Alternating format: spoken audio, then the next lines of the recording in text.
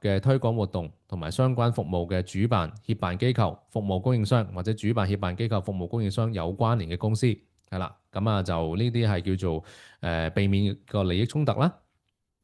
咁啊就仲有好多細節嘅，咁大家可以入嚟呢個官方網站嗰度睇下，係啦。咁我哋即刻去睇下啦。咁究竟咧有乜嘢資助範圍咧？呢個好重要嘅。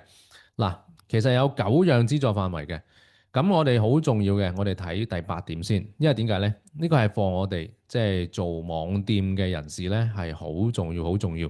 放大少少，話俾大家聽。嗱，佢講咩咧？嗱，通過電子平台媒介，進行以香港境外市場為主要對象的出口推廣活動，例如登廣告、關鍵字搜尋、上載產品資料、建立或者係咧呢個咧優化網上商店嘅。